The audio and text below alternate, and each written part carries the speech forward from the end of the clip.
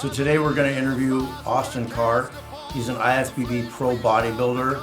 He's a good friend of mine and someone we've shared a lot of experience with, training knowledge, nutrition, contest prep, and we're going to get all into that. I believe in a day of judgment for the ruler to the slave. Holy land, the blood is rising from the river to the sea. Holy land, the cross is burning on the hills of Calvary. You wanted more than the bird in the hand. You gave the curse to the holy land. Holy land, yeah, yeah, yeah, yeah. Holy land, yeah, yeah, yeah, yeah.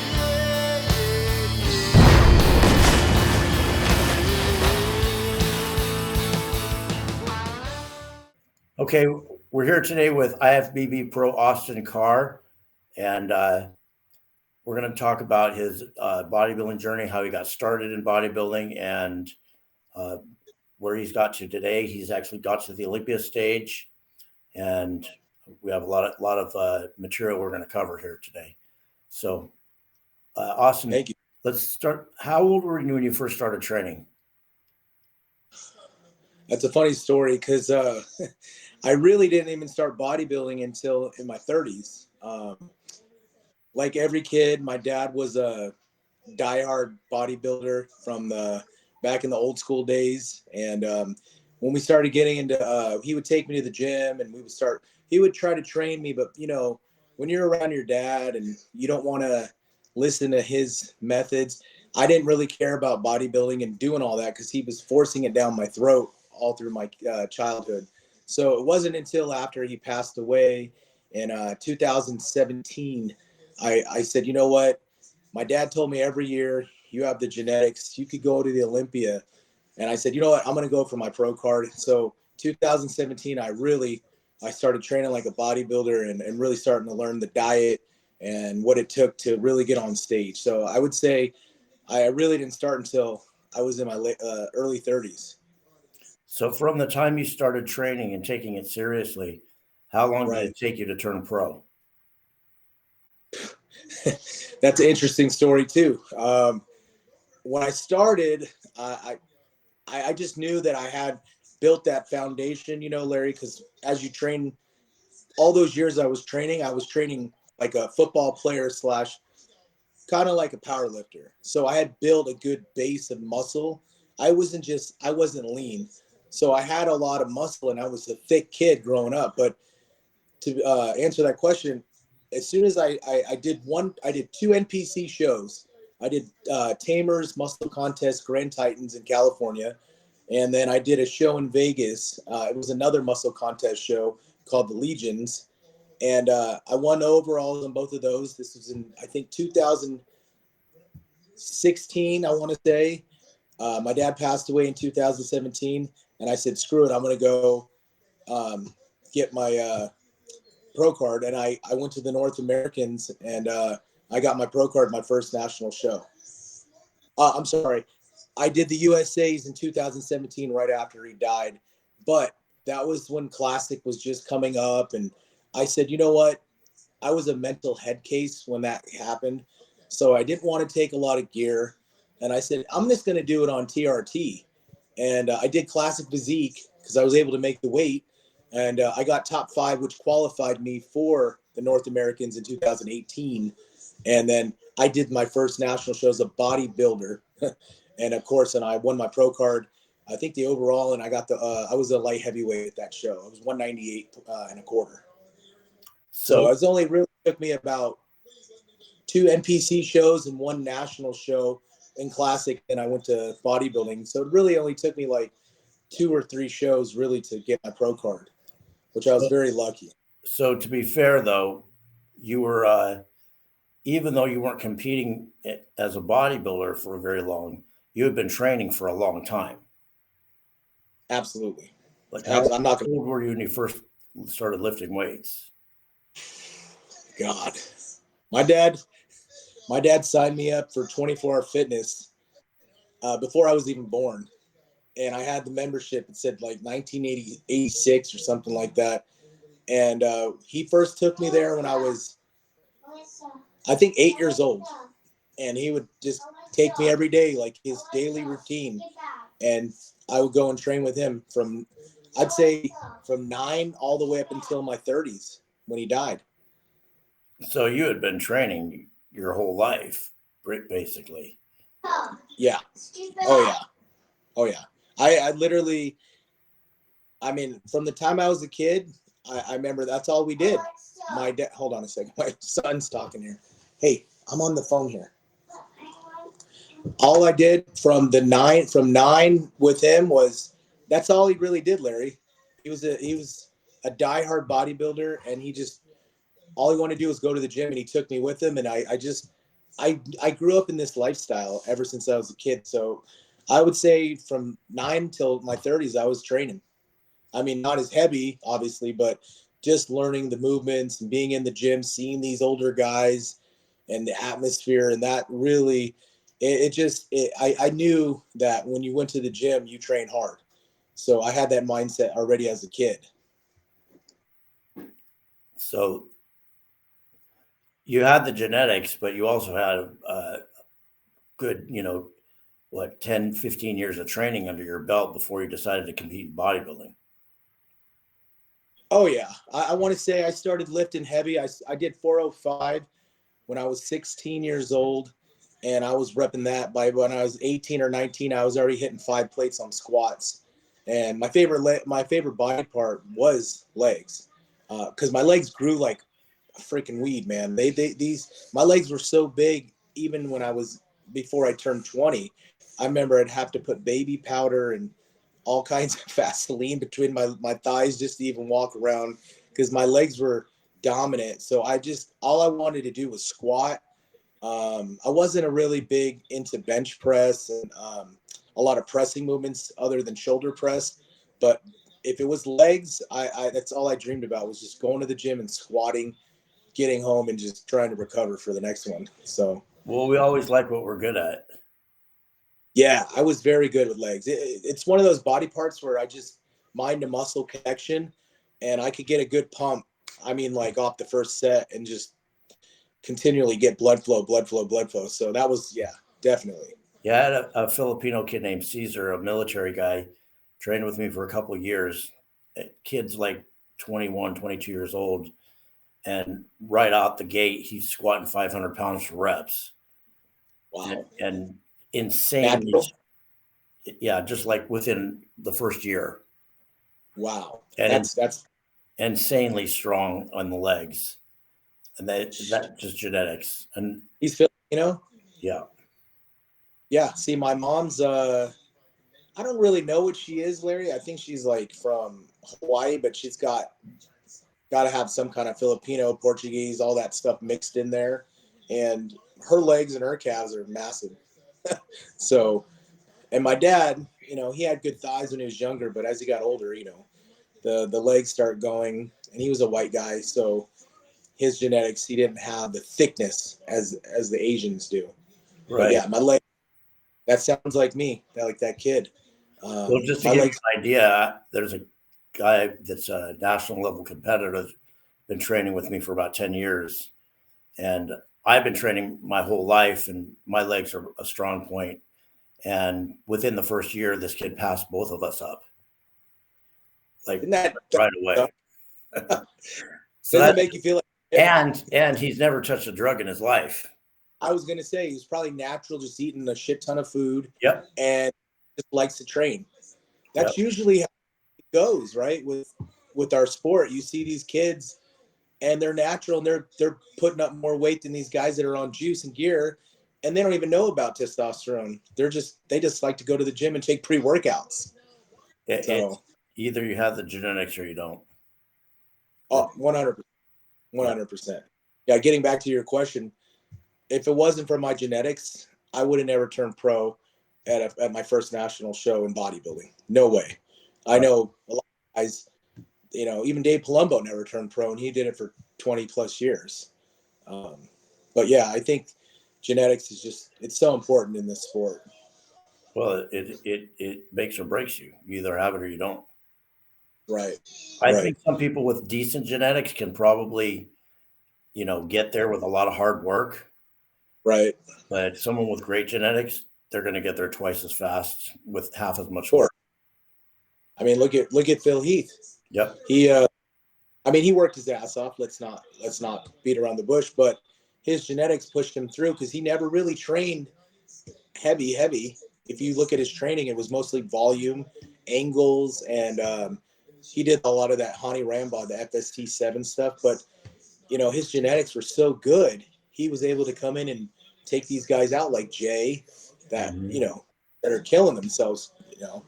So yeah, it's interesting because you don't really know how good your genetics are until you really start bodybuilding, and you're like, wow, this person's growing at a rapid rate, and the other kid's taking out everything he can on from his local dealer, and he's not getting any bigger.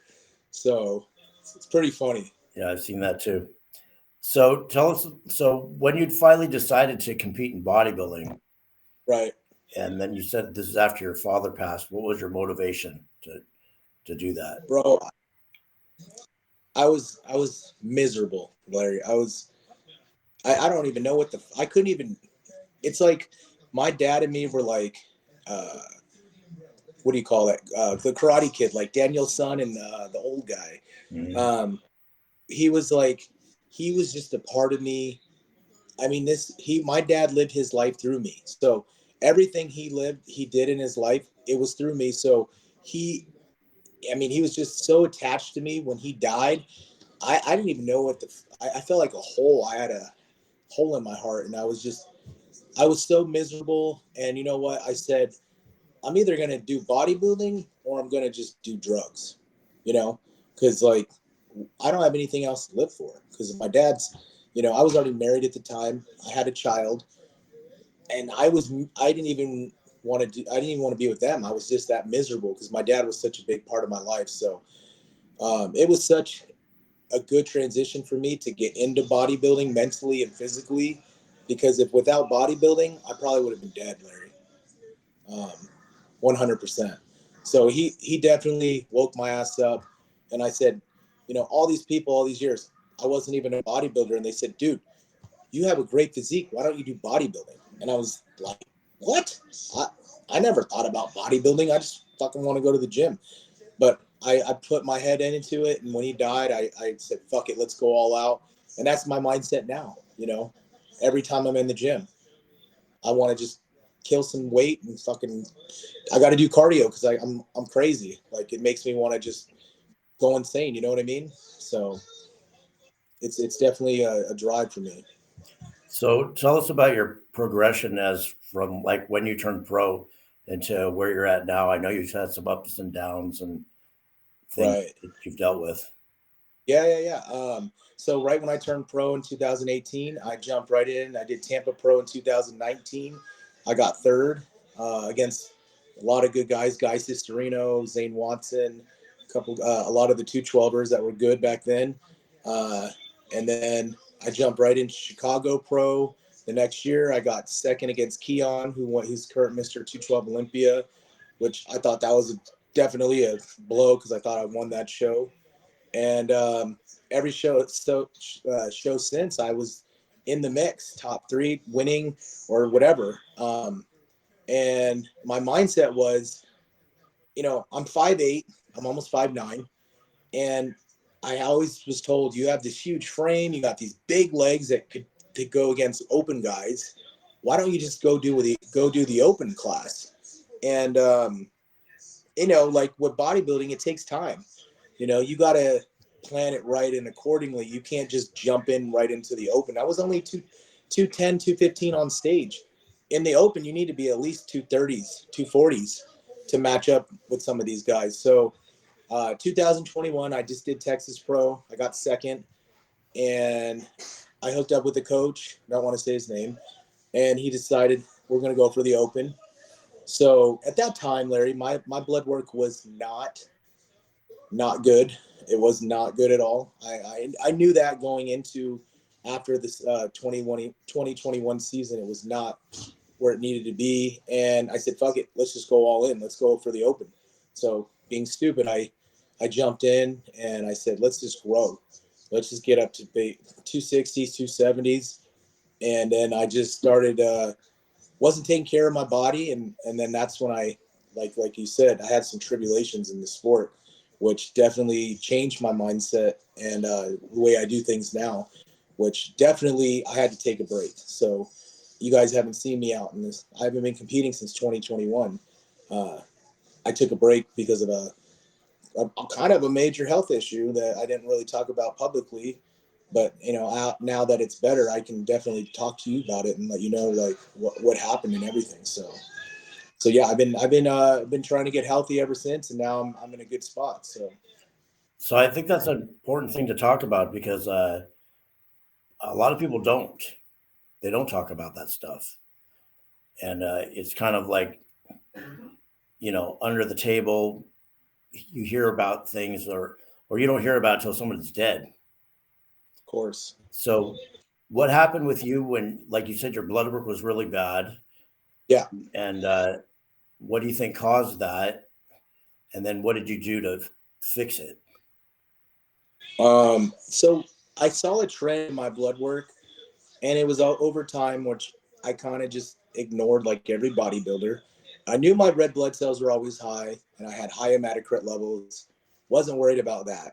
Everybody has high hematocrit if you're on a high dose of testosterone or whatnot, EQ, these drugs. But which I didn't really look into too much was my HDL, your good cholesterol, and your LDL, which is your bad cholesterol. Those two numbers were always bad. The high LDL was low, and my low cholesterol was high. Meaning was it was causing, it was causing plaque to come into your arteries, which I had no clue about any of this stuff. You know, I just had a coach. Oh, your LDL is a little fucked up. We're just gonna take this supplement, citrus garment, or we're gonna lower it through, we'll take more fish oil. But at that time, it was getting to a point where my LDL was so bad, it was just blood work panel after 4 months and then another 4 months. It wasn't getting any better. So it was in 2022, I went to go, one of my coaches said, you need to get a CT scan and a calcium score. Mm-hmm. And then at that time, I went into the doctor. I was like 260 pounds, barely could breathe. My blood pressure was 150/99, which I had no clue. I thought that was normal. During a bulk, we're trying to just get huge. You're supposed to be out of breath. So he checked my blood pressure. He did the EKG, and the EKG came back abnormal, which is not good. I'm like 35 or 36 years old. He's like, you shouldn't have a high blood pressure this high. Your EKG's abnormal. We need to do more testing. So 2 weeks go by. I go back and do an echocardiogram. My echocardiogram comes back. Oh, you have an enlarged, left ventricle hypertrophy, which is your left part of your wall of your heart, which is very common for bodybuilders and also athletes that use oxygen for sports. So I wasn't worried about that. That was okay. I know you can handle that through blood pressure meds and stuff like that. Keep your blood pressure low. You can help relieve the pressure on your heart. But the part that scared me was when I did my CT scan, they said that you had a minor blockage in my arteries. And that was like, I felt like, what? I just wanted to die. I was like, what? How is this happening to me? And of course, the steroids obviously had to take a role in that, and not being healthy and taking care of myself, and not just taking a break, coming off for 3 months, getting my blood work back normal. I was all in, so I didn't care. I was just go, go, go, go, go. So that was like, it stopped me dead in my tracks. I'm not going to lie, Larry. I thought, I'm meant to be a bodybuilder. I'm meant to be on stage. I'm going to go to the Olympia. I'm going to win the fucking Olympia. And then that was like, what are you going to do now? You can't bodybuild right now. You got a fucking blockage. and it's so hard because people don't know what's going on behind the scenes. They think, oh, where's he been? This guy's not competing. What's going on? And, meanwhile, I had to come off all the drugs, which sucks, because you're physiological for so long and you're on a high amount of, tests, whatever, GH. Coming off those dosages is very mind blowing. It comes to a point where you almost feel like a fucking addict. And that's how I was feeling. And then also you start losing a little bit of size because you don't have all those compounds in you, and you're not eating as much. You're not training as hard because you don't have the drugs to push those weights. So it's a mind fuck. And it's also a physical appearance that you don't want to see yourself getting smaller. But at the same time, are you going to die? Like, I'm not going to die over this shit. I got to take a break. So it was like the worst feeling in my life. And even to this day, it haunts me, Larry, to like, oh my God, I actually had something wrong with my heart. I'm in my 30s. What the, like, I'm not even a 40-year-old man yet. So this is just, things that I think guys don't think about. And we just think about win. I'm going to kill that dude on stage, or I'm going to fucking be the best. And you don't care about yourself. You take care of yourself. Well, there's also this youth invincibility thing. Right. Because I had it. When you're young, you think, you can just walk through walls and you can do anything, and, you'll survive anything. You don't even think about health. You just, like, I look good in the mirror. I must be healthy. I'm strong. I must be healthy. We all had that. Yeah. I mean, I had it. Did you have any, I know we talked about it before. I mean, you were pretty lucky. I don't know, because you're pretty smart, but you didn't have any major health issues or scares like that ever, did you? Well, actually, I competed in the Teen America when I was 19 years old. And a few weeks later, I ended up in an emergency room with ulcerative colitis. And I ended up laying in a hospital for 6 months, which I've told this before. And I had my whole entire colon removed. So that really changed my outlook on everything. But at the time, they said, they didn't even know what caused it. And I still don't know exactly what caused it. It could have been hereditary, but I have a feeling that in hindsight, some of the bodybuilding stuff that we did might have contributed to it. But I went for a period of time, 6-7 years, where I didn't compete because I didn't think I could.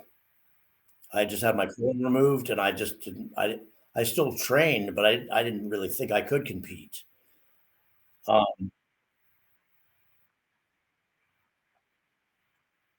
Yeah, but I wasn't considering competing. It wasn't until about 26, 27, Boston's father, John Lloyd, said to me, I was just in the gym riding a stationary bike, and he said, hey, fat boy, he goes, you want to jump in this Ironman contest? He was like joking with me, and I'm like, you don't know me. You don't know what I can do. And so I dieted for like 5 weeks and jumped into it. That's when I started competing again. But I always got my blood work done after that. Like, I always had everything checked because I right from that scare from the beginning, I knew, to get things checked. I always had blood work done. I always had a doctor at least 4 times a year. And even with that, I later I developed Crohn's, and whether that was bodybuilding related, I can't say for sure, but that was another issue. And recently, which we had discussed, I also went for the calcium CT score and had all that checked. And my outcome was very unusual. So I do have my calcium CT score was really high. But they did an MRI and ultrasound, and for some weird reason, all the calcium is on the outside of my arteries. I had nothing inside, which is weird. I don't know like why that is, but it just, and my blood pressure has never been high. It's always been low, actually. Um, but I'm still getting my blood work checked all the time, and I'm still checking things because, you know, you have to. And things can change, like literally change from month to month or year to year. You don't stay the same. So, you might get your blood work done one year and it's great, and you're doing the exact same thing that you did the year before, and all of a sudden now things aren't so great. So you got to figure out like what it is you're doing. Yeah, it's a never ending process. Like if you think you're going to get on a certain program and then you're going to be good, well, that's not real because we just change. I'm, we just change for whatever reason. I can say like my dosages are the lowest they've ever been. Um, but for whatever reason, my body was producing high estrogen. Like, yeah, and I wasn't taking anti-estrogen for a long time because they say anti-estrogen is bad for you, which it's not really. That's not true. It's just killing your estrogen is bad for you. So I didn't take anti-estrogen, and then my estrogen went high. Go figure. And when I was younger, I was on 10 times more stuff, and I didn't have high estrogen. So things change. So you got to constantly be on top of it. And I know a lot of people are going to go, well, you guys are bodybuilders and you're taking steroids and doing these things, and this is why this is happening to you. Well, I got news for you. All you people out there listening to this that say that, you're all going to die too. You're thinking you're not taking stuff, and you don't need to get your blood work done, or you don't need to get checked. When you have a heart attack or whatever else goes on, your cholesterol gets too high, you're going to have problems too. So it's just not just this doesn't apply just to bodybuilders. It just happens to be that because we're bodybuilders, I think we kind of pay more attention to what's going on with us, which may be a good thing because we are concerned. The I can tell you, I've had a lot of people, friends of mine, that weren't bodybuilders and they died in their 40s of heart attacks and whatever else, diabetes, you name it. Um, it's just part. Eventually, we're all going to die. It's just a matter of when. Meanwhile, you can try to take preventive measures like you've done. So I'd like to talk a little bit about that. So you were in that situation. You had the blockage, and this. So what did you do? So honestly, I live in Las Vegas, Nevada. We have the shittiest healthcare system and known to man. My healthcare provider pretty much came in and she goes, well, we got your CT scan here. And this is quoting me. She goes, well, you have plaque in your arteries, but you have no blockages. So I'm like, cool, but I called my buddy and he's like, hey, you don't want plaque anyways. You don't want that shit. Because what if that shit chips off and it gets stuck in your arteries? Now you can get a blood clot or an pulmonary embolism. So I called a couple of people in our fitness industry. I think I called Dom Cardone, and he sent me to a lady. I think it was like Dillian Health or some kind of company. So they did some blood work on me, and my lipo A and B was collecting a lot of cholesterol, which isn't good. If you have time, guys, look up lipo A and B. Those are great blood markers to go further in depth of what your cholesterol is actually doing within the particle. But when I got that blood work back, she had recommended me seeing this cardiologist in Colorado. And I was like, I wasn't getting answers for like 4 months, Larry, from this other doctor. she was so concerned with my heart having the left ventricle enlargement that I told her, I'm fucking 265 pounds and 5'8". Like, I have high blood pressure. Like, all she talked about was this left ventricle thing. So honestly, I stopped going to that doctor in Vegas. I said, fuck this lady. Cause she, like typical medicine doctor, they don't know too much about steroids. They don't know about our world. They don't know about why I weighed so much, why I was carrying so much muscle. She wanted me to lose 70 pounds. That's like, fuck this. I'm not going to this lady. So I contacted that doctor in Colorado, the cardiologist, and he told me, send me your CT scan. I want to see it, because he has a better, I guess it was like a screening system where they can go into depth into your arteries and look further to see where the plaque is and how much you have and where it's located, which you told me about, that you knew where your plaque was.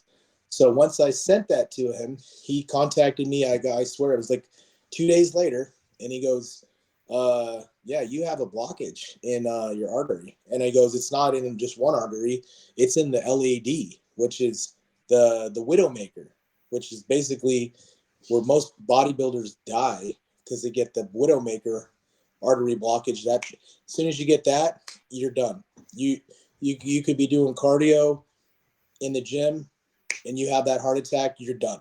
You can't make it through that. That's what Cedric McMillan, I think, died from on the treadmill. So I was, at that point, bodybuilding wasn't even, I was like, fuck this sport. Like, what the fuck? I'm not going to do this. I can't compete with the fuck. So I told him, what do I need to do?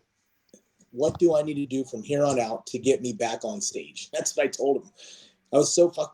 I wasn't going to quit. And he told me, he prescribed a medicine called Repatha.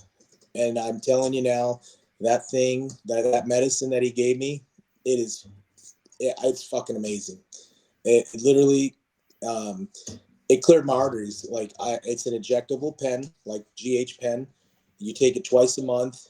I got it approved through my insurance somehow. And if you were to pay out of pocket, I think it's like $1,200 a month. Even if it cost me $1,200, I would have paid for it. I don't give a shit. Like, I paid that much for growth hormone in the past.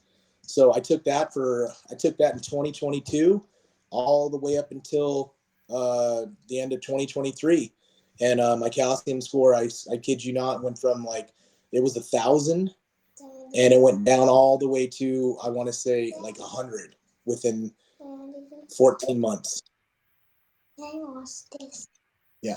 So it went down in 14 months. It went down 1,000 or whatever, 900 points. And it actually mobilized the plaque in my arteries, and it actually shrunk the actual volume of the plaque, which once it's shrunk and it's hardened, it can't break off and give you a blood clot. It's like a volcano. Once it erupts, the lava, it's hard.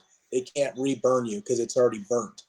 So I'm telling you, this has been a process for me, and I'm very impatient. I'm ADD. I have very bad patience. So for me to not be on stage and to be watching, Instagram and seeing everybody, dieting down, looking good, and all these guys that I've competed with and I've beaten, and they're going to the Olympia, and I'm just sitting back waiting my turn. And for the better, I know it was for a lot of maturity to just sit back and just say, fuck it, your health's more important, bro. You could get to the Olympia right now, but what are you going to do? Kill yourself? Mm-hmm. So I took a step back, for 2 years. I took a step back, got my health right. I was on TRT. I think it was 180 milligrams a week. Not going to lie, I still had a little bit of growth hormone in there, 2 IUs a week or a day. And I just did what most guys don't want to do. I stayed on my TRT dose and trained my fucking ass off and consistently dieted and had my meals. And I didn't miss anything. I didn't miss a beat. I didn't miss a training session. I didn't go splurge out on In-N-Out burgers. I stayed like a bodybuilder because I knew this shit would pass and the storm would be gone. and then I could start doing what I love to do again at a healthy cost. Like you said, you had a colon issue, they cut out your colon, you did blood work. From this point on, I don't blast gear. I get my blood work done every 3 months. And if whatever I decide to do in the future, as far as any cycles, I'm definitely going to wheeze into that slowly. And I've been doing my blood work every 3 months since that happened. And it's immaculate. My blood work's, it's really good. So, I guess the moral of the story is if something happens to you like this, you need to be aggressive, take action. Don't sit back and just fucking be a victim. Oh, I don't know what to do. I don't know. This is all happening to me for some reason. No, I knew taking the dosages that I did, being on trend for 5-6 months at a time, it's going to cause damage. Either way, you're not going to get away with it. An interesting fact was I had a test done, and it tested me for pre-genetic history for cardiovascular disease, heart attacks, blood clots, you name it. I have no pre-genetic disposition for any of those issues. So what does that tell you? That steroids at an abusive rate can cause heart attacks and blockages. And I was like every bodybuilder growing up, in their younger ages. I could just blast, bro. Nothing's going to happen to me. I'm good. I'm healthy. Look at me. I'm fucking huge. I'm invincible, And then hearing guys at the gym, oh, what's your dose? Oh, what's your dose? So I take 2 grams a test or whatever, thinking it's cool, and that's not the way you should look at it. You should look at it as put in the time, the hard work, and the food and the training and being the best you can be, and just utilize these drugs and all these things as a little edge to get where you need to be. You don't need to be blasting gear all year round. You don't need that stuff. You don't need to be on trend for 4 months. The newer guys coming up, man, I try to preach, my story, and they're like, yeah, whatever, bro. And I was the same way. I would hear these guys talk, these older guys, about, oh, you need to just take your time, maybe do some PCT or whatever. And I would say, go fuck off. I want to go home and I'm going to do what I want to do. This is my life. I'm a bodybuilder. I'm not going to get hurt. And it can happen to anybody. Like you said, things can change. You can take the same amount of gear every year, and maybe 1 year, you might have some kidney issues or some shit's going to happen. You got to be proactive and take advantage of your health and do things safely. I'm so sick of hearing about guys killing themselves because they're honestly drug addicts with the drugs. And I was one too at one point. Well, I know for a fact that a lot of people, they don't get their blood work done because they don't want to know. They literally, they don't want it, because I've had training clients and I'm like, if you don't get your blood work done, I'm not going to work with you. Of course. They don't want to know. It's, they know probably things are not going to be, as they should be.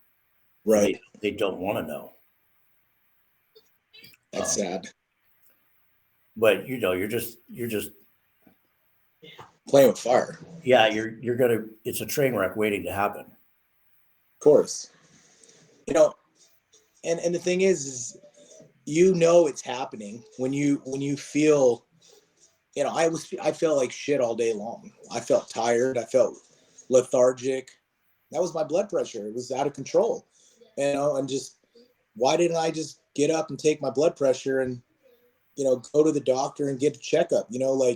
These are things that you need to do as a bodybuilder, not just take gear, eat a lot of food, and go to the gym. You got to do the little other things. It's like having a nice vehicle. You can't just drive that car 300 miles an hour and for 10 weeks straight and expect it to just not have any problems. The engine light comes on. You need to go get an oil change, just like us. We got to donate blood. We got to do what we have to do. This is a longevity sport, not a race. And if you think it is, recently when I said my estrogen was high, yeah, I didn't find that out from my blood work. I knew that before I got my blood work done. Of course, I knew it. Because I could feel it. My strength was going down. and I was holding extra water, and I'd never had gyno or broke out or any of that kind of stuff, but was holding this water, and it wasn't even like you could notice it that much, but I could notice it. And I had this feeling of just like I'm holding this water and it's uncomfortable feeling. And I knew my estrogen was high. So I went and got my blood work done. Sure enough, it was way up there, 250. Wow. 250. And I was running 200 test enanthate, 100 test probe, and 200 milligrams of NPP. That's it. That's not a lot. No. And then and it was still high. So I got some Aromacin prescribed, and I swear in 3 or 4 days, all that went away. Now I'm getting my blood rechecked again tomorrow. But I mean, within 3 or 4 days on the anti-estrogen, the bloat went away. My strength started going back up. I didn't feel like I was like, I don't know how to explain this feeling. It's like you have a weight on your chest. Yeah. Just from having this extra water in you. And that's not good for that actually can cause high blood pressure in itself. And it can cause. But the weird thing is I didn't have high blood pressure. Yeah, you're probably you're not prone to that, Yeah, I've never had high blood pressure. Like, wow. I've never had gyno. I don't break out. Yeah. But I still knew my estrogen was high, and I knew that because I've been through that before.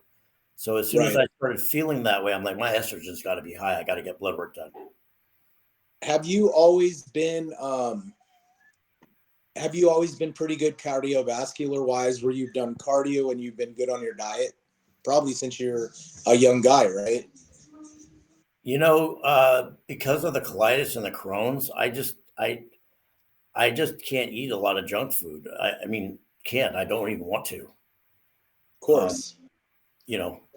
It's not worth it to me. So I eat pretty clean. Actually, really clean. That's you don't have high blood pressure and all these other issues because you've dieted and you've eaten clean your whole life. And that's literally I've eaten like that since I was a teenager. That's really good. I just have no desire to eat In-N-Out Burger. I have no desire to eat, cookies and crackers and ice cream and shit like that. It just, it doesn't interest me. Well, I mean, what I like about you is that you don't have to be on stage to look a certain way and to do these things. And I need to diet, so I need to get on, be on stage or do cardio or train a certain way. You live the lifestyle. You love this shit. And that's the same with me. You love it, right? I've been doing this since I was 12 years old. And to be honest with you, the competing part to me was just almost secondary. It was like, well, since I'm doing this and since I happen to look like this, I might as well compete. But I never did it to compete. I always trained, like I said, between the time I had the colitis until it was 7 years went by till I competed again. But I never stopped training. I trained just as hard that whole time. Yep. The competing was never even important to me, to be honest with you. It was just like something fun to do. Right. Now, I'm not saying I didn't try to do well when I competed, but it wasn't my main reason for doing this. Of course. I just like training. I like going to the gym and training. Right. I just feel better. As far as the way I eat, that's just the way I eat. Of course. I can't even imagine eating, a bunch of junk food. I'd feel like crap. Yeah. And I think that's where, I feel like that's kind of where the champions are made, when, you can eat clean all year round and you don't need to eat like shit. Those guys are going to make the most progress to me. Why take this route of eating like shit for 2 days or a day, cheat meals, and then go back on your diet and you feel like shit, you know?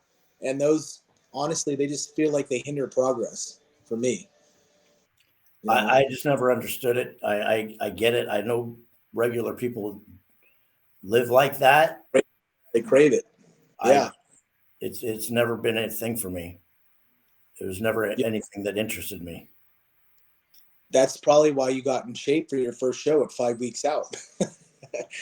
Well, I was already. I'm right now. I'm at like 4.5% body fat.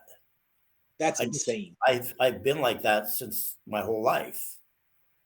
Well, Like, I was going to ask you, when you had your estrogen went up the roof, did it mess up your conditioning or like your body fat? I just held more water, but my body fat didn't change. That's incredible. No, That's my body fat, I just don't carry any. I don't know what it is. That's a good thing. I have striated glutes all year long without trying. You know, the one thing I did notice was just like a little extra water retention. Yeah. And actually, I thought it was some body fat, you know, until I took that anti-estrogen, and then 3 days later it was gone. Yeah, you probably peed it right out. Yep. Yeah.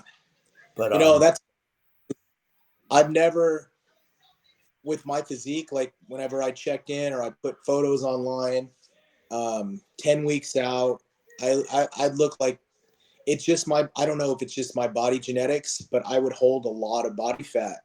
And then as I got closer to the show, I just started morphing and transforming into like a peeled machine. Like it was just, but you know, I tend to hold, I'm on the more body type where I hold more fat in the off season than a guy like you, where you can stay shredded all year round and look great, you know? But when I do get in shape, I can get peeled. It's just, I can't keep that condition all year round, even with the diet being tight. Well, too. what happens is over time, as you keep doing this, the longer you stay in shape, of course, it just becomes more normal.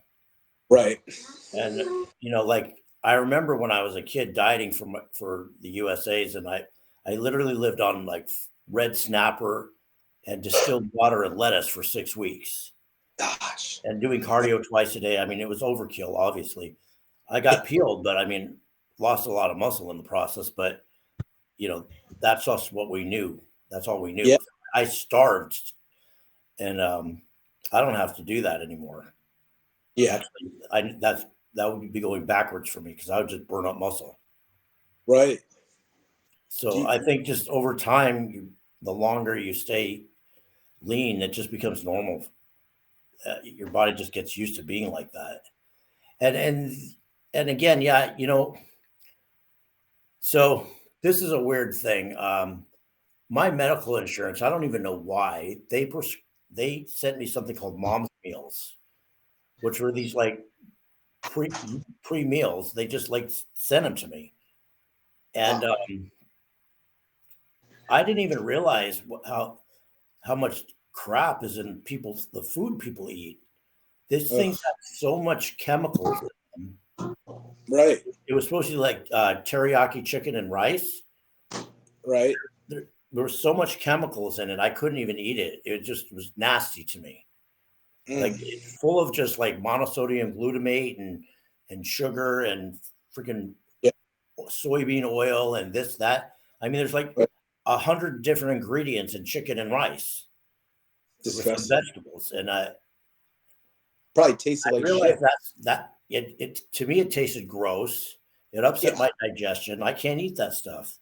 And I realized this is what people eat. Like they live on this. So you're eating all of these chemicals with, you know, in your food. I don't think people even realize that. Yeah. I don't even trust honestly, I don't even trust what's in our local grocery stores anymore. You know, like they say it's USDA grade beef. I don't even think that shit's from, it's probably mixed around with other shit in the cattle. And then also like when they say organic or it's grass fed, what do you mean? Like grass fed could be a little fucking 2x4 grass in the guy's farmyard and they saying that's grass fed. It just, these labels on these packages are not accurate. It's hard to like. I wish we lived in like another country or something, because like everything out in Vegas, I don't know where that shit's shipped from and how they process it and cook it, and we're eating this stuff every day, and as bodybuilders, we're eating large amounts of it, with chicken, beef, rice, and could be polluting our bodies, and it's just it's so bad how bad our food is these days, especially I have kids too, and they eat this crap, McDonald's and stuff, and it's just like, man, like when I was telling you about my dad, I was never allowed to eat McDonald's.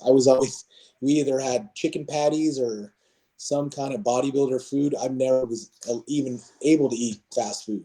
So yeah, I didn't grow up eating that stuff either. My parents just didn't feed us. So yeah, it was just never a thing for me. Which I think is funny because certain bodybuilding personality talks about eating McDonald's all the time. And I'm like, that's just, to me, disgusting. Yeah. I mean, you're going to diet all week on fish and fucking veggies, and then you're going to go get a triple patty burger from McDonald's. That just, imagine how bad that is on your gut and your just everything, your progress. I don't agree with that either. I feel like you're sabotaging all your gains there. Well, I think there's a marketing motive for that. Right. And the marketing motive is, if you tell somebody that you're going to diet for 16 weeks and you're not going to get to eat any of this shit. Yeah. A lot of people just won't do it. No. So they tell them, well, you're going to diet all week and then you can go out and eat a bunch of crap for one meal. And right. And that's just I guess it's better than not dieting at all. Right. But me personally, I just don't want to eat that stuff. Like I said, when I got these mom's meals, and it was teriyaki chicken and rice and vegetables, but then I read the ingredients. Right. And it's like literally 200 ingredients of just chemicals into this little portion of stuff. Ugh. And I could taste it, because I don't normally eat like that. I could taste it immediately. I'm just like, it's nasty. Right. And I don't think people realize you're like polluting your body when you put that stuff in there. Of course. Yeah. I mean, I was watching, I don't know, CNN or something on TV earlier, and it said that in America, we're up 4 million counts of cancer-related deaths. And most of the people getting cancer nowadays are younger individuals from 20s to their 50s. And a lot of those were colon and prostate cancer, it's just scary, because that has to do with obesity and the foods that we eat. These chemicals that they're putting in all these products over time, even the plastic causes cancer nowadays. And nowadays the testosterone levels in regular young men are lower and the estrogen is high. Right. And they're not even taking any gear. So what is that? It's in the food. Yeah. It's coming from the food. I mean, look at a guy that's 94 and he's still alive, and he goes to the gym, and he still eats healthy. And back in those days, they were eating real food. They didn't have all these reprocessed foods and, oils and all this shit that we put in our food. They were eating real food. And I think the testosterone levels have slowly declined over the generations till now, where these kids are probably got no testosterone. And that's why we see, hate to say it, but that's why we see all these kids that are emotionally unstable, and they're shooting people, all kinds of crazy shit. Well, you can tell there's a difference. Of course. You can see it in the young people now. They're physically different, mentally different. There's a difference. And part of it's psychological programming, but I think a lot of it has to do with the fact that their hormones are unbalanced. Yeah. These young kids, I know, I look back at myself, even when I was a teenager, before I ever touched steroid, and I was much stronger and leaner than these guys are now. Right. Yeah, I agree. It's got to be the food. I mean, when I was 18 years old, I mean, I was like up to 235 pounds. I was natural. And I was just taking no explode BSN products for pre-workout. And I remember going to the gym and I was so strong naturally that I didn't even think about steroids because I was like, I don't need those. I'm already strong as it is. What do I need to take steroids for? I'm not going to compete. But now you get a kid 17, 18, they're like, their first thing is I need to jump on steroids to lift 225 on the bench press. They can't even do it. It's like, there's something, like you said, there's just something wrong with these kids with the testosterone and the hormonal levels, but I work at I work at a clinic now in Vegas called Magnus Medical. And we primarily deal with hormone optimization. And most of our clients are younger males in their 20s that have literally, we see the blood work on these guys. Their blood work is 200 for their total testosterone numbers. And they're in their 20s. Right. It's like, what do you like? Were you on a cycle before? They've never even taken testosterone. So they didn't crash their levels, but they're so low. It's just like, it's crazy. I don't understand how, that's even possible. I'm telling you, it's the chemicals in the food that we're eating. For sure it is. I didn't even realize how bad it was because I've never bought a prepackaged meal before. I just got these things sent to me in the mail. And I never have bought one, so I've never even read the ingredient labels. And as soon as I did, and I tried to eat one, I was like, this is gross. Right. So free though, at least you didn't pay for that shit. Yeah. And now I'm just giving it away. Right. Literally, I got a box, I just gave it to somebody. Yeah. I mean, I just, everything I feel with the way our world is now and with COVID and with the vaccine shots and, our immunity seems like it's going downhill with our immune systems in the world. It's so depressing because everybody's sick or they're dying at a young age with heart attacks, not even steroid related. And it's our economy. It's just our government. It's everything. I feel like they're polluting our bodies and, God forbid if we're on steroids or doing these drugs safely, we're at more of a risk now because of the COVID and all these things that they vaccines. I feel like a lot of the guys that died back, past 2 or 3 years, a lot of that was because the COVID shot. It wasn't because they were on a huge cycle. It's because what they did was it just enhanced whatever thing you were on. It would just speed it up so you could have a heart attack even further. Right. I don't think, like we talked about it earlier, the only reason what happened to me was because I know I was abusing steroids for a long time and I knew that my blood work was not good. But I don't think steroids directly can cause these issues if you take charge and get your blood work and you see these things and you take advantage of taking time off. But if you, but these guys nowadays, like because of all the COVID, the steroids, it can enhance whatever shit that they already pumped in those vaccines. It's causing all these deaths. It's crazy. So now you've got to this point where you've got your health straightened out, your blood work's looking good. Right. And you're getting ready to get back into competition. So what is your plan going forward? What's your approach going to be to doing this? So for the last year in 2023, I basically just stayed on a TRT level dose. And so I hooked up with a coach. I'll let you know later, but I don't want to say his name. But we just hooked up, I want to say about 10 days ago. And he wanted to just make sure my blood work's good. So we're just doing a TRT dose.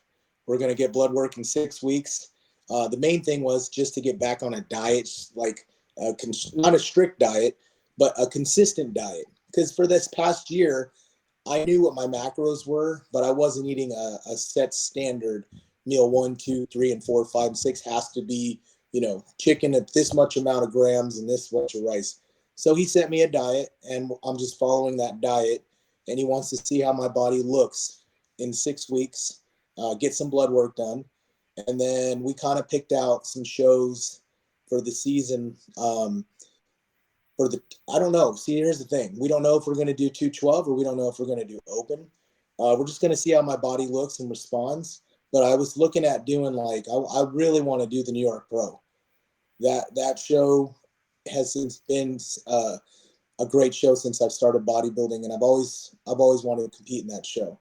And there's a lot of good people that won that show that's done good at the Olympia. So I'm looking at that show. I'm looking at Tampa Pro maybe later in the year. Tampa is usually the last show before the Olympia, so I don't want to just try to do that show and qualify off one show.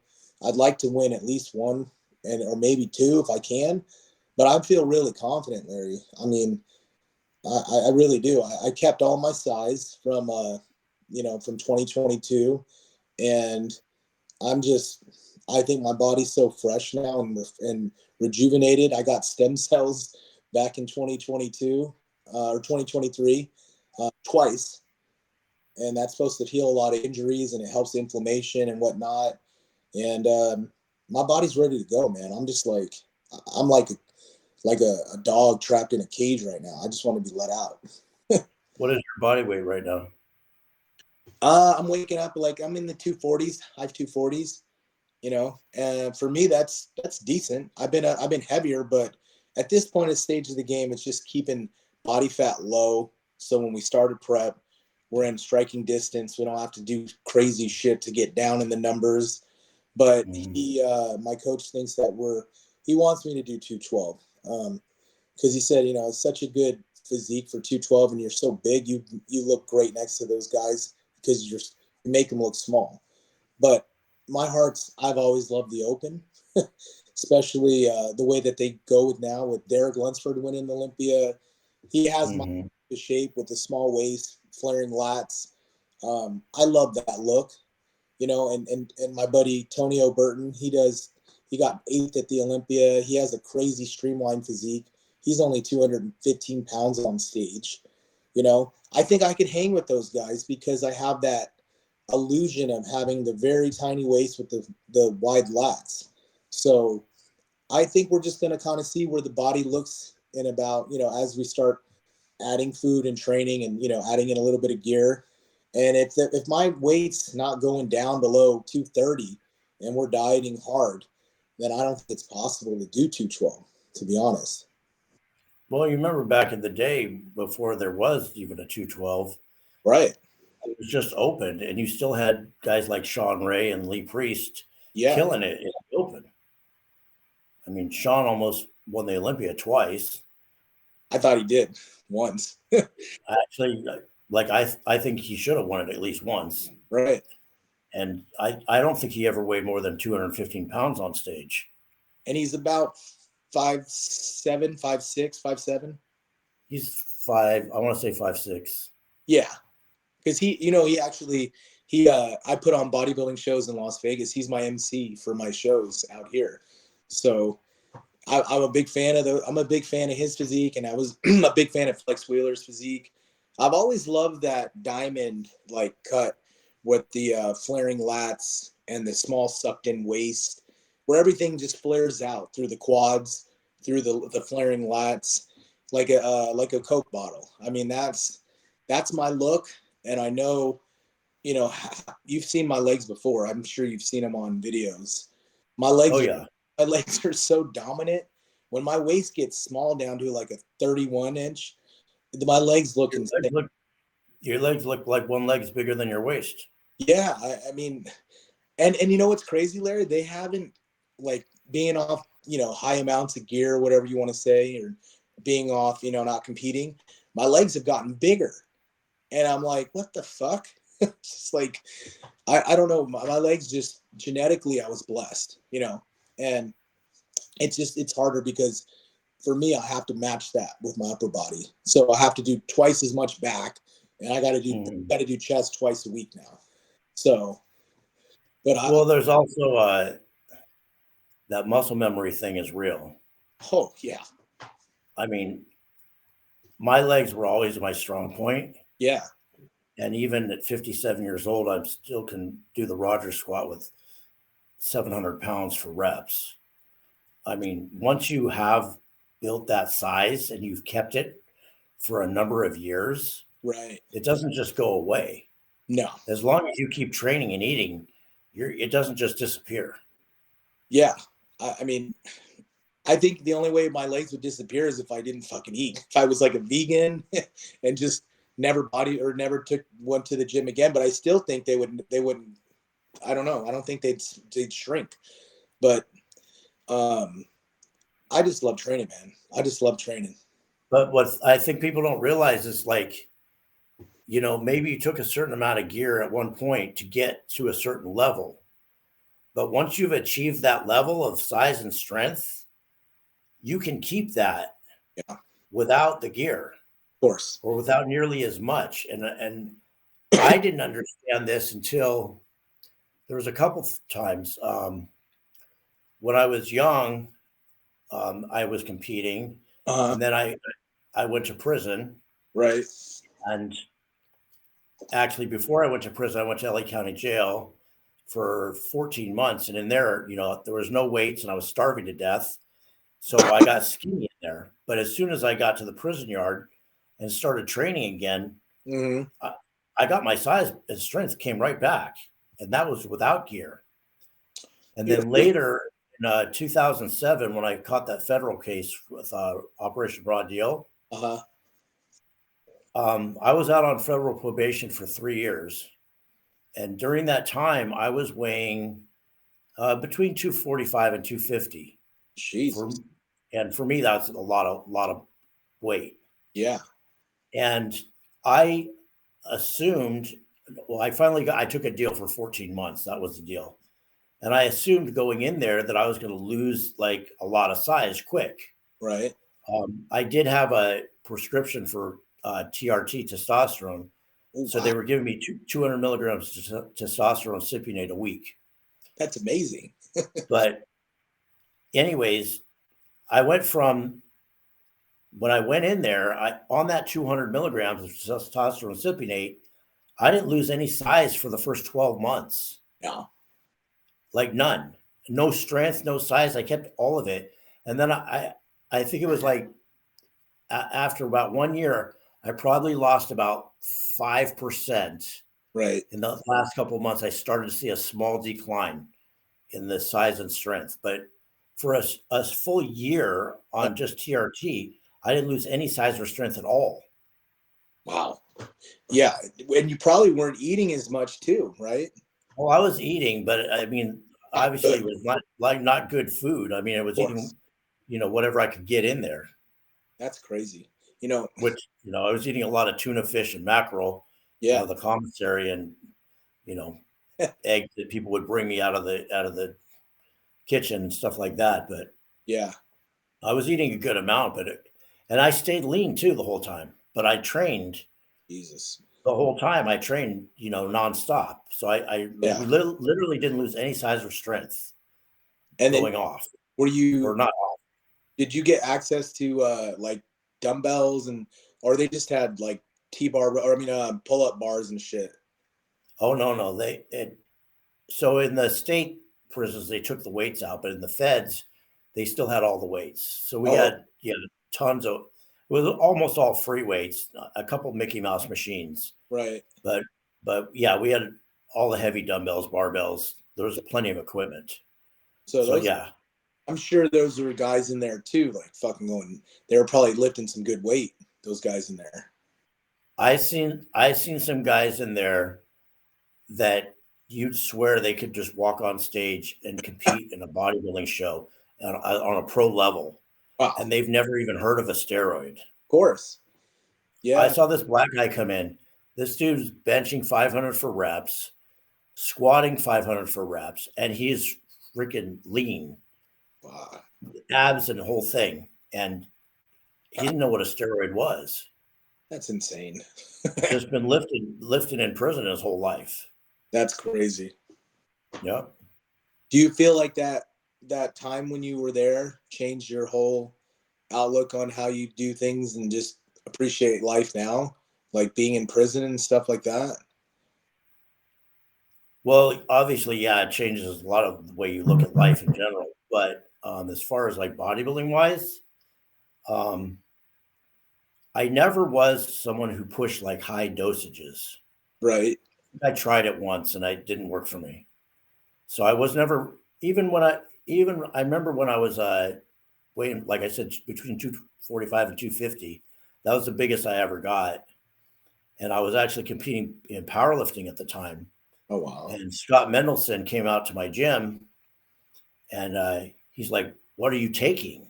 And I'm like, 500 tests, 300 deca, and one anadrol a day. That was it. I mean, that's not nothing. No, it's not. I mean, but it's not grams. Yeah, of course. That was the biggest and strongest I ever got. I had an 820-pound squat and a 555-pound bench press at that weight. So I never really I don't think, but what did stand out to me was that, like I said, when I went in there, I went from, what I was taking, like 500 tests, 300 deca and an anadrol, to 200 milligrams of tests. And I thought that I was going to lose like all kinds of size, and I didn't. You kept it. I kept it. So that showed me right there that, like, it's once you have built that size and you've kept it for a long time, you can maintain it with very little. Right. Yeah, you don't need to be running high dosages to keep it. I wish I knew that going into bodybuilding, because every off season I'd say I'm not going down a TRT dose. I'm going to stay on a good amount of drugs to keep growing. But I really feel like when you go back down to that 200 milligram dose for a little bit of time, for 3 or 4 months, your body actually, it builds up its, like this, you become more sensitive to the drugs when you introduce them back into your protocol, that you actually get more gains from that versus just staying on a high amount of dosages all year round, or whatever, moderate dosages. But you don't need all this drugs to keep the size, like you just said. Because I've actually experienced this, and this is like a real thing. I've had times where I've plateaued, where like my strength wasn't going up, and it just seemed like I wasn't making progress. Yeah. And I cut my drugs way down, like in half or less. Right. And then I started growing. That happens to me. That happened to me too. And then you start growing. Well, like, look, when you're in the contest prep and, like when you cut out most of the drugs 2 weeks out, you cut out tests or whatever, I did at least, and you want to cut that water because you want to look drier and harder. But you literally reduce your steroid, dosages to pretty much just maybe an oral like Winstrol or something. But then you take them out and you look 10 times better. You look drier, fuller, harder, and separated. And then even after the show, if you kind of stay off your gear for about 4 weeks just to get reacclimated, get healthy again, you even look even better a lot of times. It's just like more isn't better, because your body can't take all that stuff for long periods of time. It needs a break. It needs to come off. You need to resensitize and get your body healthy. Because what I always say to everybody, a healthy bodybuilder always looks better to me than a drugged out bodybuilder any day of the week. True. I mean, if you look fresh and healthy, that looks cool on stage, because it looks pretty. But when you see a guy and he's on a lot of gear, he's got acne, and his face looks like it's going to explode, and he's got a large, dense muscle, it just looks like a steroided chemical freak. And it's cool, and some people like it, but I'd rather choose the guy like a Flex Wheeler, very pretty looking, healthy physique, someone like that, or somebody, even Sean Ray. he looked great. But not only that, if your body is healthy, you're digesting your food better, you're sleeping better, you're recovering better, your training is better. Yeah. If you feel sick because your body's not functioning right, you can't train optimally. You're not digesting your food right. Your sleep is messed up. Right. That's all going to play against you. Yeah. So there is a balance there. A little bit can get you a certain point, but too much is not going to be better necessarily. Right. I agree. And I've seen people that did push huge dosages, and that works for a short period of time. Yeah. I've seen it where, like I know someone who broke a world record in the bench press, and he took a massive amount of gear. I know because I sat there and added it up with him, and he got it from me. Right. But he did this for 2 weeks before the competition. Yeah, it's not bad. And then he went off completely. Right. It wasn't like he did this for 8 months out of the year. Right. So it worked for 2 weeks. Yeah. But after that, your body's going to start fighting against it. I mean, with the guy that wins the classic physique, C-Bum, 5-time Mr. Olympia, he basically does a TRT dose the whole entire year almost. And then when it's time to crank up the gear, I think 10 or 12 weeks out, that's when he starts implementing all the drugs for contests. And he is able to transform right into that prep at the right time with the right dosages. But he doesn't do all these crazy amounts. Like, that guy is just, I feel like he is the pinnacle of the classic physique. And in that division, particularly, you don't need to be this mass monster. You don't need to be a Dorian Yates. You don't need to be, like Hottie and Derek. Those guys they're pretty big, but classic, you can get away with being more streamlined and have a nice physique as long as you have the classical small waist and you have those body parts. But like C-Bum, he doesn't blast gear all year round. That guy, the most he probably takes, I think, in the off season was just a higher TRT dose. And he doesn't need to take all these other drugs. And look at how much he progresses every year. Of course, he's a great bodybuilder, but it goes to show you don't need a lot to be on a bodybuilding stage, and you can still maintain and look good and make gains and progress off a low dose. And when it's time to take those dosages, that's when you can go a little crazy, but not for a long time, and then come back off and go back to a healthy dose. But it's the mindset of not more is better. It's quality and being consistent and training and doing these things. And then you can utilize the gear for when you need it at the very end. Well, I think that's key. I think that as far as using the gear goes, there's certain gear that is more conducive to building size.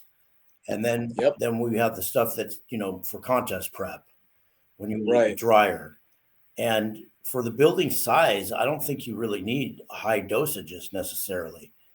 And then once you have that size, what you're throwing in at the end is more for fine tuning, bringing out separation, getting super lean and having more detail. But a lot of I don't think you're growing that much necessarily, the last few weeks of a contest prep.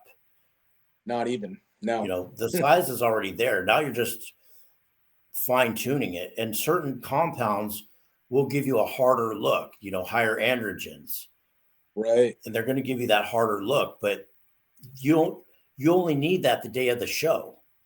Yeah. You don't need it a month out or even a week out. You need it the day of the show. Yeah. I actually think some people run their pre-contest cycles too long. Like if you're already low in body fat, why do you need to take hardeners 12 weeks out? And multiple hardeners, right? Anabar, Halo test, all of them. You don't need all of them at once. Well, I again, there's a time and a place for that, and that's like right before, depending on your body fat level, maybe the last 2 or 3 weeks. That's it. Right. just to bring you in, but it's not going to do anything for you 3 months out. You don't even want to be like that 3 months out, because when your body is all dehydrated and dry, you're more susceptible to injury. So you can't train hard. And I think what it comes down to, Larry, is if you're working with a coach or you do your own protocols, if you are not preparing for that show within 20 weeks out or whatever, which not, you know how you do a show, if you're 20 weeks out, this is where I need to be. At 15 weeks out, this is where I need to be. At 10 weeks out, you slowly start seeing the progression. If you're not in shape by 8 to 6 weeks out for a show, you're probably too fat, or you're not dieting hard enough, and you're not doing the cardio, and you're not training and doing what you need to do. And a lot of these guys, they just think, oh, well, if I'm going to get in shape, I'm just going to add in the drugs. I'm going to do DNP, or I'm going to do more Clen or more T3. And they rely on the drugs to get them into shape. You should be in shape for the show because of your hard work, discipline through cardio, diet, and training. Those should be your number one variables which you utilize to get into shape. And then just use those cutters like we talked about, the Winstrol, the androgens, the halotestins, at the end to pull out what you have underneath all that body fat that you've earned. Now you can show it off through your physique, but you don't need to be on these Winstrol for 12 to 14 weeks. Sorry, it's my daughter. But I'm 100% right there with you. I don't ever use that stuff until like 2-3 weeks out. Yeah. I don't even, it's not necessary. No. Hold on one second, Larry. Honey, I'm almost done. We're still filming. And I think a lot of the guys are overutilizing. I've always used it with every coach that I've had, but I almost contemplate thinking, was that even necessary? Was the diuretics? I've used it almost every coach that I've had. I've used a diuretic, and I'm thinking to myself, was that even a necessary protocol? Or was I just lazy enough not to get into contest shape, with more cardio, or I could have done this, or I could have dieted harder? Because I feel like we rely on the diuretics and all these other, fat burners and stuff, when it comes down to hard work. And if you're ready, you're ready. Here's the reality with diuretics. If your body fat is low enough, then you're going to be dry. Right. And all you have to do is drink a little bit less water. Exactly. When people start throwing in crazy diuretics and stuff at the end, it's because they're just not in shape, and they're trying to pull a miracle out of their ass. And it's not going to happen. If you're not ready, like you said, 3, 4, 5 weeks out, you're not going to all of a sudden do something the week before the show and just transform yourself. I don't care what you take. Right. It's not, all you can do the last week is manipulate water. And, if you pull too much water, you'll be flat. Of course. So I've used diuretics, not much. When I've used very small amounts, and there's times when I never even needed a diuretic, because I was already peeled. What was I gonna lose? Yeah. Or how much harder are you going to be if you take this much of a diuretic that you already are as it is? No, you'll just be flat.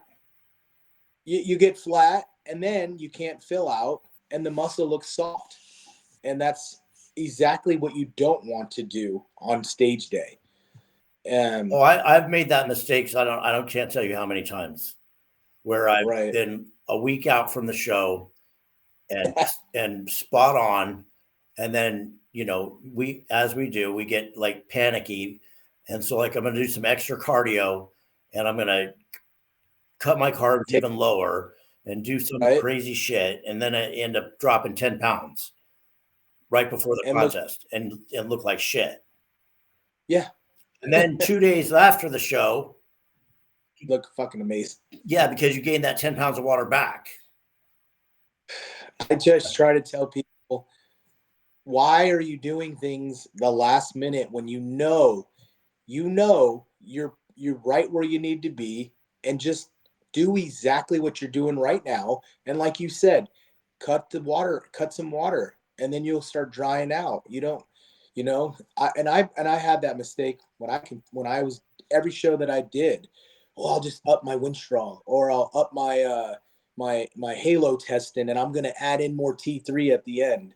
I'm gonna get shredded, peeled, and all that stuff does, it just, I feel like your body doesn't even utilize it. It just goes to waste.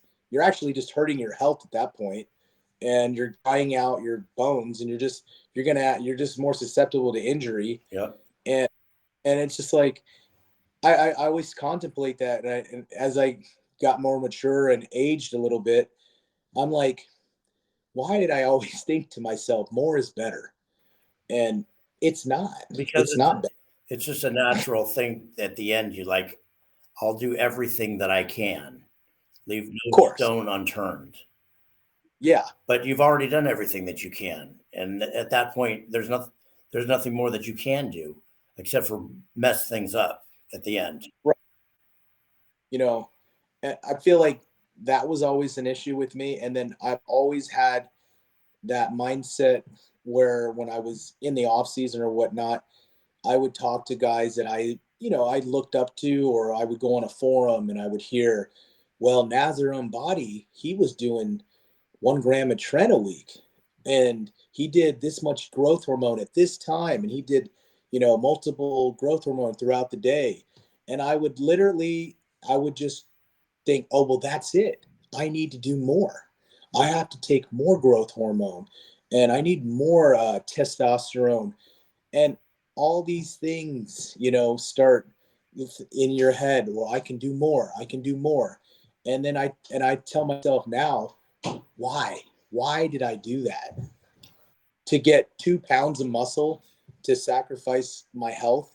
It's just like, what was I thinking? Well, I had my own experience with Nasser. Oh, no. 2003, I was 7 weeks out from the USA, and I was weighing about 235. And I was driving down to Mexico, and I stopped at the World Gym in San Diego to train. And I run into Nasser there. This is the first time I met him. I told him I'm getting ready for the USA. He took a look at me. He thought I looked good, and he said, how about I prep you for the show? Right. And I'm like, oh, wow, this is great. This is Nasser. Yeah, for sure. I'll do this. Right.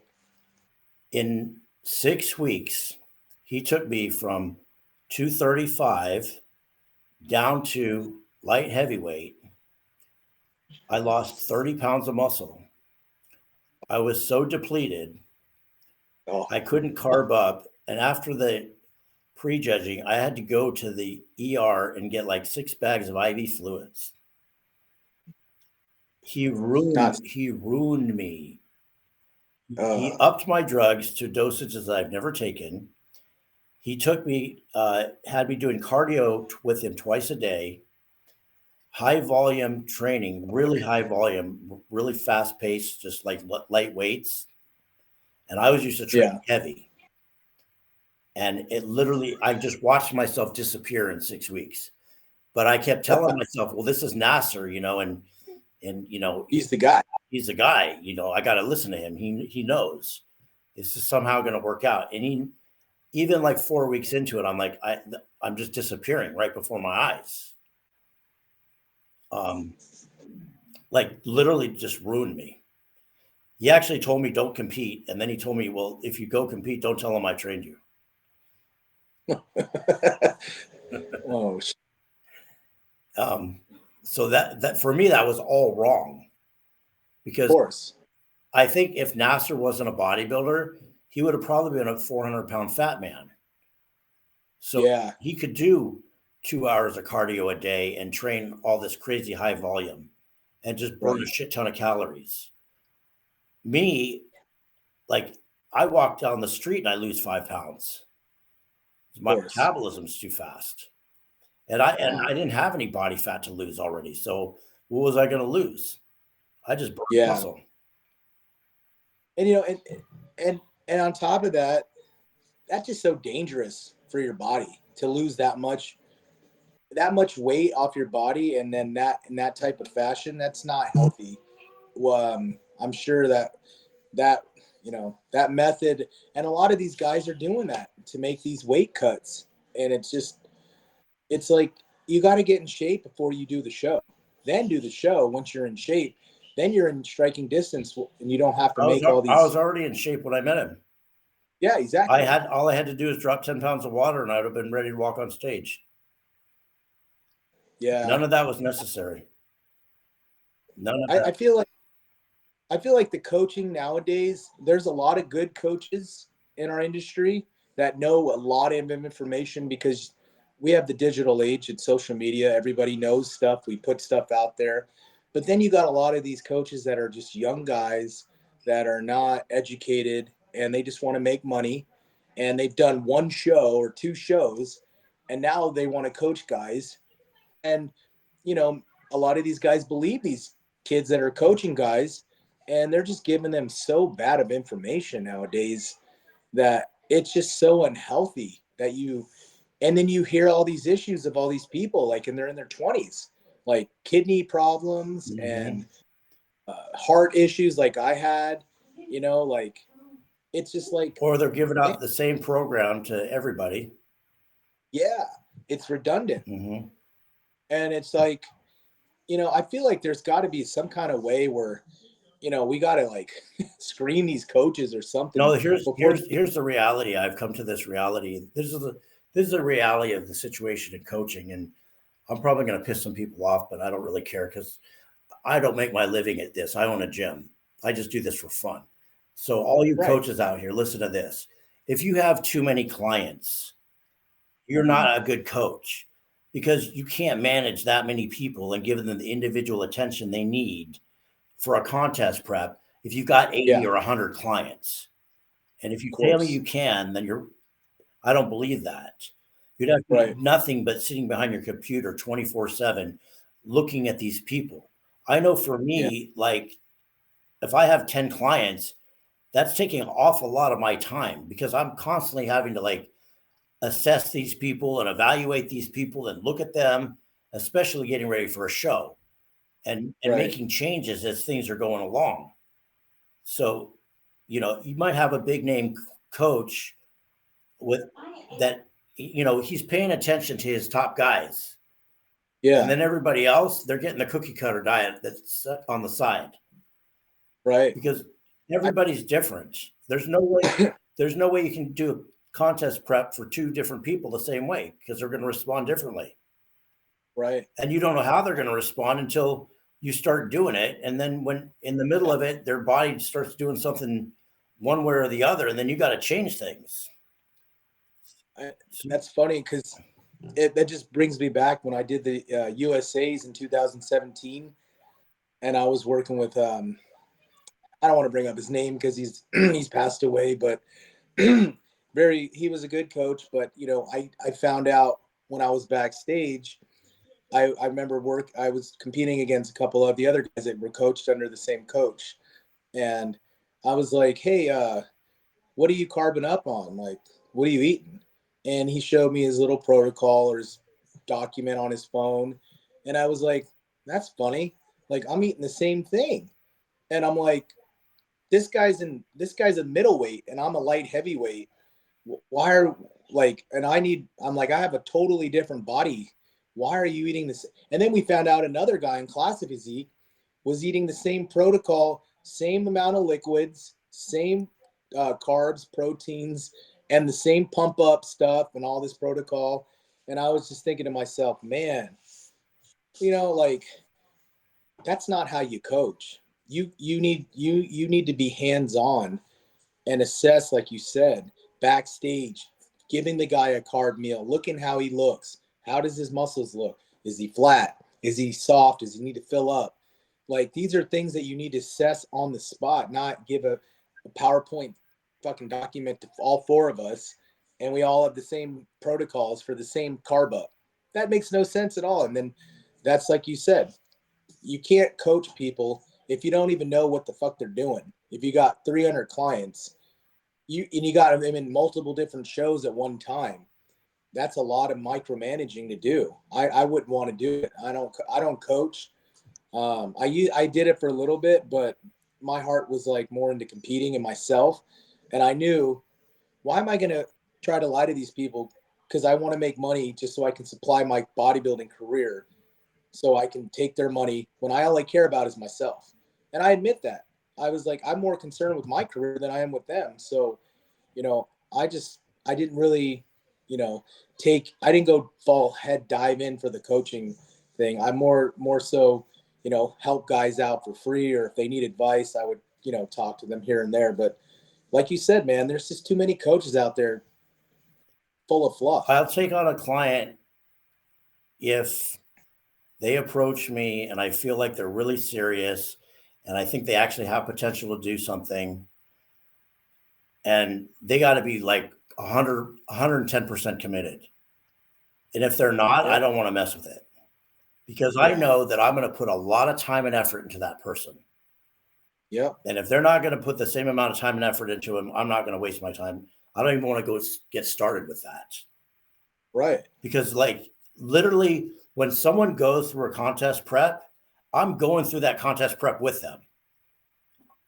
I may not be doing every set and rep, but I'm having to supervise every set and rep. I'm having to analyze everything they're doing. Right. I'm having to see them every day and before the show multiple times a day, and evaluate these things and making decisions on the spot as what to do or what not to do. And it's a lot of work. It's a lot of work. Yeah, it is. And anybody who hands you a diet and a training program and tells you, here's your program, I don't care what their name is, that's bullshit. Because like you said, that program might work for this person. It might even work for you last year, but not going to work for you this year because your body changed. Of course. And you're reacting different. I see that a lot. It's just too much. Yeah. Yeah. And not even the food part, the protocols for the gear is the same. You're not going to give a guy that's a light heavyweight or a lightweight to a guy that's 300 pounds. Like, that's going to be a totally different setup, the way that you set up all their protocols. If some guys hold a lot of water, they're estrogen very sensitive to estrogen.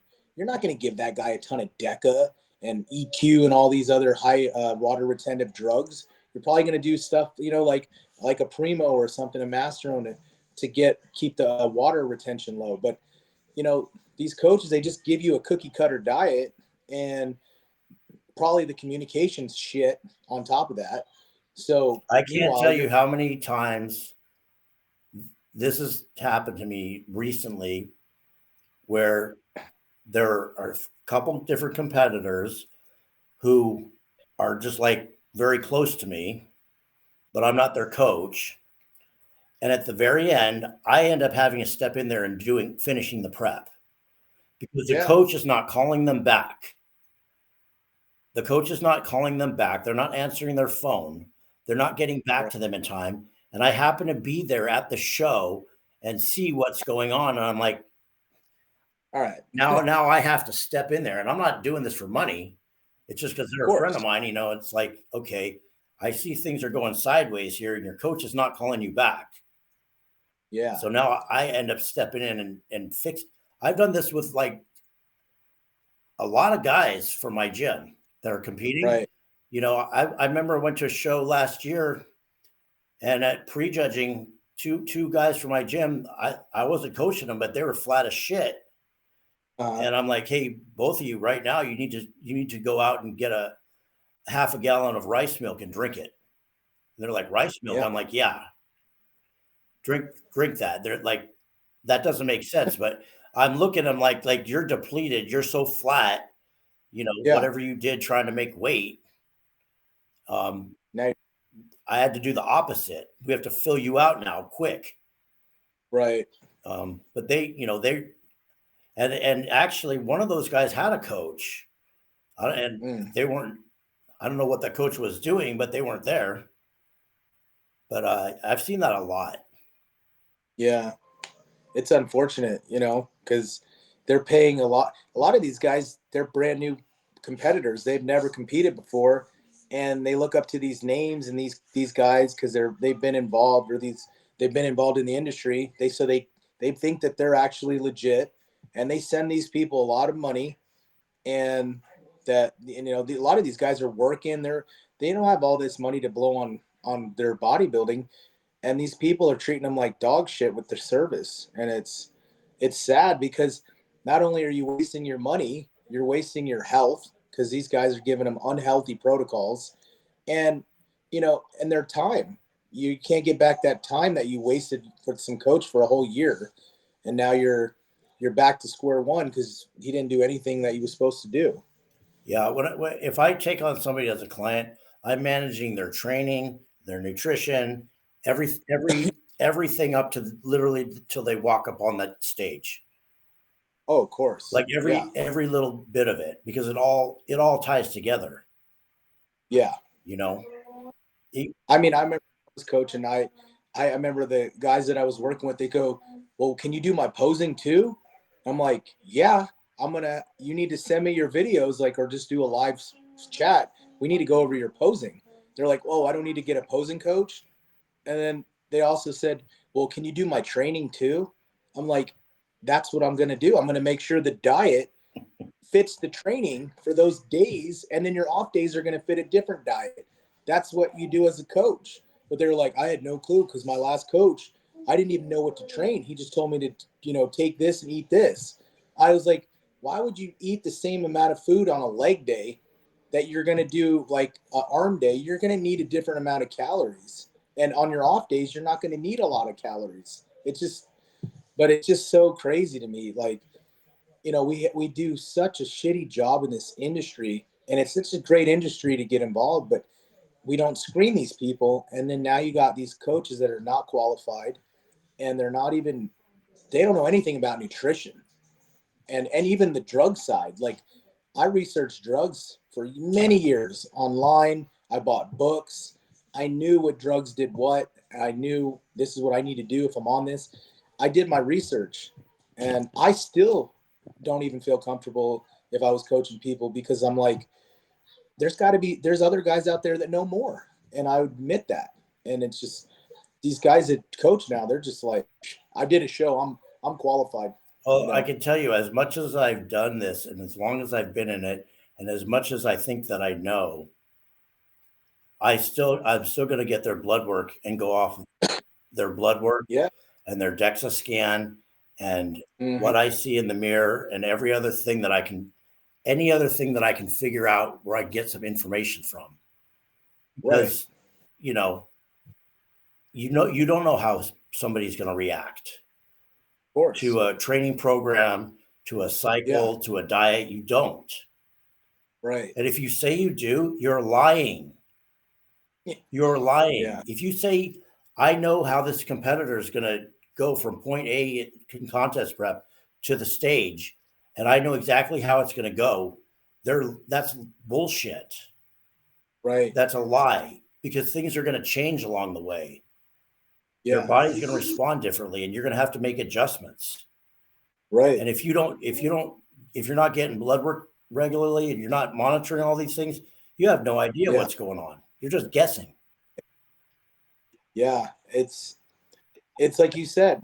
I never wanted to work with a coach that I knew he had a huge workload, because I knew I wouldn't get the type of attention that I needed as an athlete. And I didn't want to work with the coach just to say I work with this guy because he's the top coach, just to say it's on my resume. I'd rather work with a guy locally that has no top pros, but he actually gives you attention and gives you the feedback that you need to grow and to get better. It's just, you have a lot of the names in the industries that in our industry, everybody knows who that name is. So they just go to that coach, and you're getting the name. You're not getting the service. That's what you're paying for. Yep. And they're only paying attention, like you said. It's the top guys that you hear about on Instagram, on bodybuilding.com or RX Muscle and all these channels. They only care about those guys. And then once it's past them, you're down here. They don't even know what the fuck you're doing. They don't even know you exist on their roster. So, and I feel bad too, because I mean, I think a lot of the coaches, they catered towards me because I was a good pro. So I got that attention. But yet I know guys that work with the same coach, and they were like, dude, I never even got a phone call. I didn't even get a check-in for 2 weeks now. And it's sickening, because they're rating you off of how good you are. And if you're good, you're going to get that attention. It should be equally for all their athletes. I had a situation early 2000s. I went to nationals, and there's a guy, he's one of the top name coaches in the industry to this day. Oh, wow. And he ditched me at the show. Right. And I found out why, because his other competitor was competing in my division with me. And he put all his attention into that guy. Right. When I got to the show, I couldn't get a hold of him. He wasn't answering the phone. Amazing. Yep. Yeah. That's why I kind of didn't want to do coaching, because like you said, it's a lot of work and a time out of your day. And I feel like a lot of times the athletes, they don't take it serious, and they don't even understand how much you care about helping them. And they treat it as, I'm just going to use Larry Pollock. I've known he's an old school bodybuilder. I'm just going to use him and see what he knows. And then I'm going to go to the next coach and the next coach and the next coach. But you're the one helping these people that actually care, that want to see them do better. And then you're getting burned. That's what I got a bad taste of that. And I just was like, you know what? I'd rather care about my own career than try to help. I think sometimes you as the coach care more about them succeeding than they do. Yeah. You know? I think, yeah. I mean, because I look at it like, as I'm competing, I'm putting my 100% in every time I've ever competed. Like, I'm not going half-ass. So I expect everybody else just to be the same way. Yeah. And if they're not, then, you know, it's like, what am I doing here? Yeah. That's one of the things I feel like our industry needs to do better, you know, is just, I don't know, man. Like, I really don't know how you would fix that, because it's, you know, there's so many shows, there's so many NPC athletes, and there's so many of these coaches. It's hard to really know who's doing what, you know. But I mean, at the end of the day, it's up to the competitor you have to figure out, you know, who's serious and who's not. Right. You know, if the person's not returning your phone calls, you can't get a hold of them. And you know right there that there's a problem. Oh, of course. If they don't call you on the first time that you sign up and pay your money, and they don't give you a consultation to see who you are as a person and to see what your goals are, that's probably a get-go. I probably don't want to work with this guy. Yeah. You know, he don't give a shit. He's just going to send me a PDF file of he probably sent to 10 other guys today. So. No, I have regular training clients that I don't even take a lot of them on anymore because I just don't have the time, but they're a lot easier because you know, I have to adjust their program once a week or something like that. You know, they're just, you know, losing weight, gaining muscle. It's pretty easy to, you know, set up a program for them and adjust their diet here and there, but that's a whole different thing from contest prep. Yeah. Well, and those guys are good too, because you're physically with them through the sets and through the reps, and you're watching their progress on a real basis. So you're not over the phone, and you could help them. You know, they can push them over at the gym versus trying to tell somebody on the phone, don't cheat on your diet. Like, what are they, you know, they're not going to be loyal and accountable for that. So look, Sergio Oliva Jr., what did he just do? He went to Colombia, right? No, he moved to Spain to train with Dorian. Yeah, Spain. Yeah, Spain. He went to Spain to train with Dorian. That to me, that was the smartest thing he could have ever done. Oh yeah, because he knew like what he was doing before. He just wasn't. It wasn't working. right. It wasn't working for him. He wasn't getting. He wasn't, reaching his potential. Yeah. He needs Dorian right there on his ass, pushing him through every set, like every workout. He needed that, and I'm really interested to see how he's going to look later this year, or whenever he decides to compete. I think too, like you said, if you mentally feel like there's somebody there that wants to help you, and that, you're going to do that much better as an athlete. I think that's why Hani Rambod does so good with his clients, because he only picks who he wants to work with, obviously. But it seems like the guys that work with him, they have so much more confidence in themselves that when it comes time to do the preps, they just believe in themselves a lot more. So they're going to do more. They're going to do more cardio. They're going to do more harder training.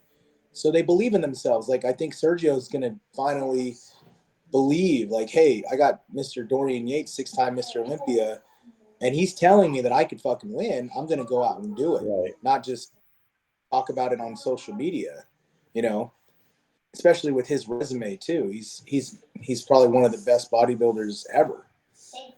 And he knows how to train. Dorian Yates is the king of training. Right. And he's putting him through the paces. And that says a lot too, because Sergio's been competing for a minute, and for you to kind of like be humble and go get taught again how to train, that's a very humbling experience, because I'm sure he's not as strong as he thinks with training with him, because Dorian probably has him doing different shit that he's never done. Mm-hmm. So that's very smart and mature for him to go there and to like say, you know what, I need to get better, and this is the only way I'm going to get better. I'm not going to do it by myself, filming my sets on Instagram. I need to go get trained by a real Mr. Olympia, and just shut up and be humble. That speaks a lot for him. And I think I really believe that that's going to make a big difference in his career. Yeah. I think that was like a key thing that he was just missing. Yeah. I think so much better when they just believe in themselves, and then they have somebody with that much experience pushing them to do it, versus, like we said, having a coach with 400 people on the roster. Yeah. They're not going to believe in themselves as much as they would, So. Well, I think we've covered quite a lot of material today, and I think people are going to get a lot out of this. I hope so. And I imagine there's going to be a lot of questions. Yeah. So I encourage people to leave your questions, and we'll come back and maybe do a Q&A and answer some of those questions, because I know there's going to be a lot of questions. And I'm excited to see what you're going to do later this year. Oh yeah, I'm excited, and I want to say thank you for bringing me on the podcast. I know we had spoke a couple years over the Instagram, and I know you mutually through Boston Lloyd, rest in peace. And I'm just thankful to be on the channel, and hopefully get this channel up and running so you can have a lot of people on here and educate and help our industry with real information, and just be another resource for us too. My goal with this channel, to be honest with you, is not to make money. And I know people might call bullshit on that. I have a real job. Yeah, I know. This is my like passion to, because I see so much bullshit on the internet, and I just want to put real information out there that people can really use, not just more nonsense. Right. And not no more cookie cutter stuff, Yeah. Well, I'm definitely excited, man. I want to do more with you and show you my progress throughout the year. I think we should definitely document that as you're going through it. Yeah. Because you'll learn a lot, and a lot of people will learn a lot. And hopefully people will learn that they can do this and not have to kill themselves in the process. I wanted to say, yeah, like I'm going to show people, listen, I had an issue and I overcame it, and I'm going to do it the safe way, where you don't have to kill yourself and shed years off your life to look your best shape on stage. But it does require a lot of hard work and dedication, but it's possible. You don't need to rely on the drugs and all these other things. You can do it, but you just got to be safe and got to be consistent. So I want to show people that's my goal. And that's the takeaway message that I want people to get out of this. Well, it was great having you on. And like I said, we're going to definitely do this again. People leave your questions in the comments. Don't forget to like and subscribe the video. Is there anything you want to shout out, any of your sponsors or people that reach you? I wanted to say thank you for having me on the channel. And I'm on Instagram at, I think it's IFBB Pro Austin _K. And that's it. Leave us messages. We'd love to talk and chat and just get back to you guys and help shed information. Awesome. Well, thank you so much for coming. And like I said, we'll do this again soon. All right, brother. Appreciate it. Thank you. All right. It's Larry Pollock from Underground Performance Gym, hardcore gym in Ventura, California. Don't forget to like and subscribe to the video and leave your comments. We're going to do a Q&A afterwards. Also visit our website, www.undergroundperformance.com, where we have some sales going on right now on supplements and apparel. And again, we'll see you soon.